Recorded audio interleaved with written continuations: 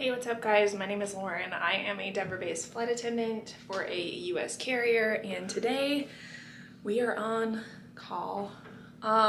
It's already a little bit past noon and I'm like number 4 on the call out list for 3 days, so I'm probably gonna get used today.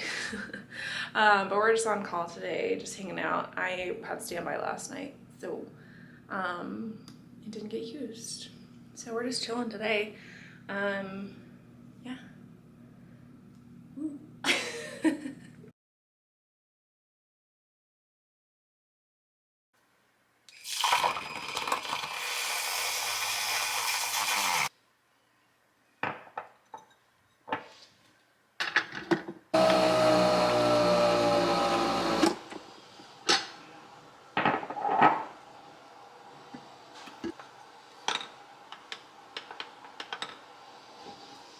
So it's almost 1:30 and I'm gonna go for a walk, go to our gym at the apartment complex, and I'm real close to being called. So, fun.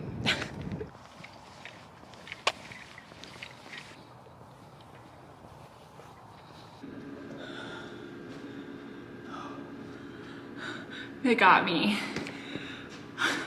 I was in the middle of doing cardio on the stair climber and they got me.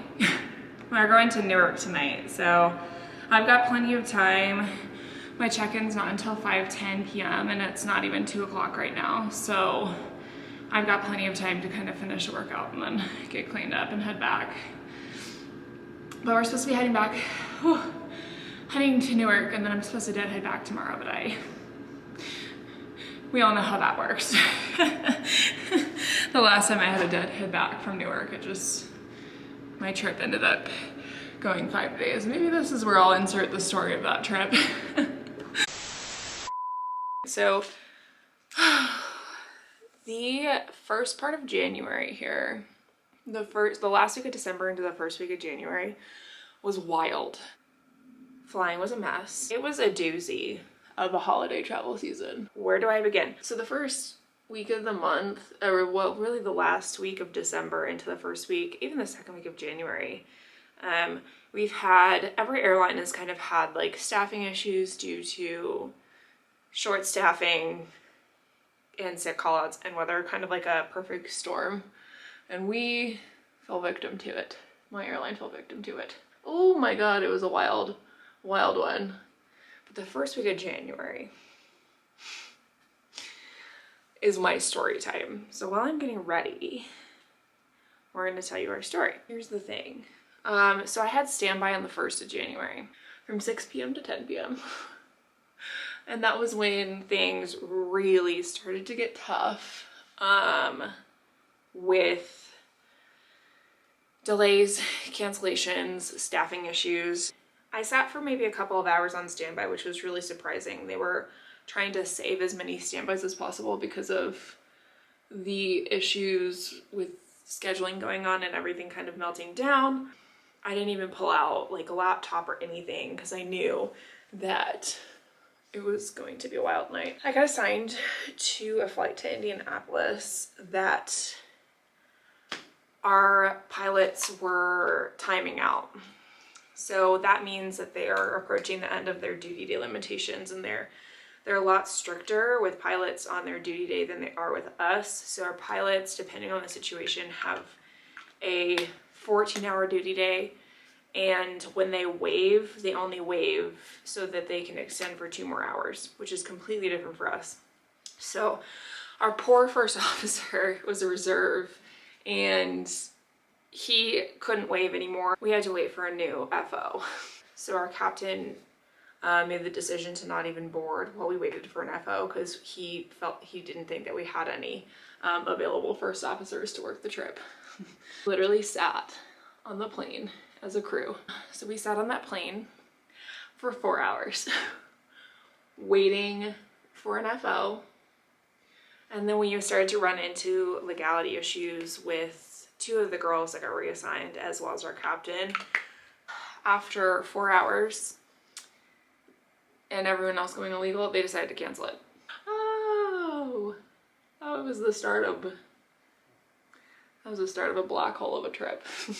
They canceled the flight, and I'm starting to get my stuff because I'm like, okay, like it's midnight. I was supposed to be done with standby 2 hours ago, and I get that lovely little call from crew scheduling. And we're going to work UT Portland, and then we're in a drafting situation. So that means a drafting situation means that they're pulling flight attendants, pulling line holders even, to cover trips because they don't have enough reserves and they don't have enough people to cover it. I ended up working with a Houston crew, and they were borderline legal too. Like it was close for them. We were still delayed. We didn't take off until about 45 minutes past midnight. We got into Portland at 3 o'clock in the morning, and how messed up things were when we were pulling into the gate. There was a flight that was supposed to go from Portland to Newark that returned to the gate because of crew legalities. So the crew had timed out. And this is an important part. This is foreshadowing my story. So originally I was supposed to work Portland to Chicago, and then lay over in Chicago, and then deadhead back on the 3rd day. And I'm laughing because that was not it. I'm like in the van thinking I'm gonna work to Chicago that day. No. So I got a notification that my pairing had been changed. And then crew scheduling called me later, maybe like 5 minutes later, and I was like, okay, great, I'm just gonna answer the call, and talk to crew scheduling and see what's going on. Then, so it turns out that they need me to work to Newark, Portland to Newark. And guess what flight it is? It's the flight that returned to the gate at 3 o'clock in the morning. They realized that the load position, so the position that I ended up filling, this other flight attendant had not made it out of Denver yet because her flight was delayed.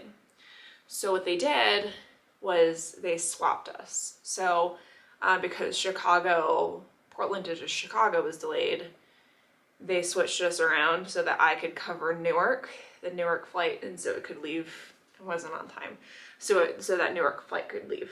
So I ended up working Portland to Newark. I was supposed to lay over in Newark and then deadhead back to Denver. And I wish I could say that happened. Over in Newark, I got to the airport and I was in civilian clothes, dressed and ready to go home to Denver. Boarding, I'm literally about to scan the boarding pass. I was taken off of my deadhead. So the boarding pass disappeared. The crew scheduling calls me. They're like, yeah, we're gonna convert you. We actually need you to deadhead to Orlando. The Orlando flight was delayed. So my duty day, even though it was just deadheading, ended up being like 7-8 hours. Minimum rest layover again. And I was supposed to work the 5 a.m. Newark to Orlando flight. And on the Airbus, which is a minimum crew of 3 for us because it's the A319. And they made a mistake and assigned 4 of us to it. I work Orlando back to Newark, and I'm supposed to lay over the day. But because of a delay in Newark, my crew rest went under 10 hours. And so what that means is they either have to reschedule your deadhead for the next flight, or they have to delay the flight, especially if they're working it, they'll do that. But if you're deadheading, typically they'll just put you on the next deadhead flight. So because of the delay and the fact that my layover, my crew rest was actually under 10 hours, they reassigned me to deadhead on the 6 a.m. flight back from Newark to Denver. There are certain things that we can waive. We cannot waive a crew rest that's under 10 hours. So I had to do I had to agree to take the 6 a.m. So whatever, laid over. I woke up at 4 a.m. and I was like, oh, I'm gonna get dressed in my civilian clothes and not my uniform. Turns out I got a notification that I was converted to work the flight. Something had happened with the crew that was supposed to work the flight, and so all of the reserves that were supposed to deadhead back to Denver ended up having to get converted to work it. This trip went from just a standby assignment to a 2-day, to a 3-day, to a 5-day. When I say I wanted to cry on that trip, I did want to cry. So I kept being reassigned. I was reassigned 10 times. 10 times on the trip. Okay, I'm already packed and ready to go. So here is my toiletries bag, my makeup bag, extra toiletries. I have a cleaning brush for my face. I've got deadheading clothes here with jeans and a sweater. So we are not allowed to deadhead in leggings or athletic wear. I've got pajamas, I've got workout clothes. Over here, I've got a makeup eraser. I've got my silk pillowcase. And then I've got just a random bag of like a lint roller and Febreze for my uniform. And then here, I've got tennis shoes, booty bands, and then my planner. And this is my work tote. It is from Minky Blue. Shout out to, why isn't it focusing? Anyways, Minky Blue. Shout out to flight attendant YouTuber Kat Nesbitt, because she is the one that persuaded me to get this bag. So in this compartment, I just have my wallet, my glasses case, headphones, a little toiletry bag, and then, wait for it, got my iPad, I've got my apron, and then my tech bag with my required duty items, and then my badge is in this little pocket here. We just made it to the airport, and I am confused.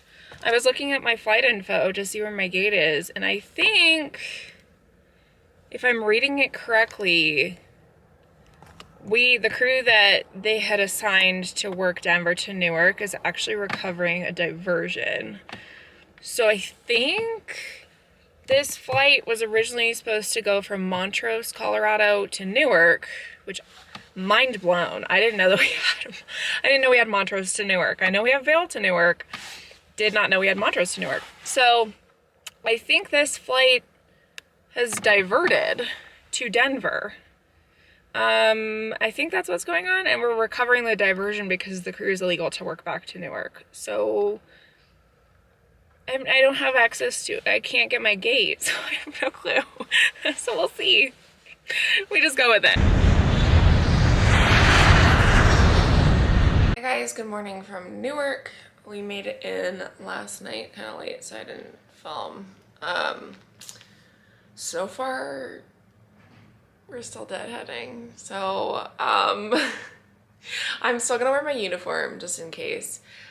We can deadhead out of uniform if it's the last leg of our trip, so I think I'm gonna bring my clothes in my tote bag and change, and I'm gonna change on the plane, I think.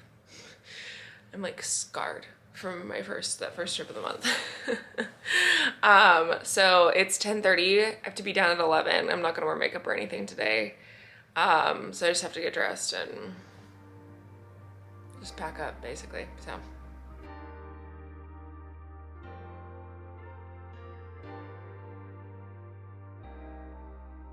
All right, you guys, this concludes today's vlog. If you haven't done so already, please go ahead and hit subscribe, like, comment, and share. And I appreciate your continued support. We'll see you in next week's video. Bye.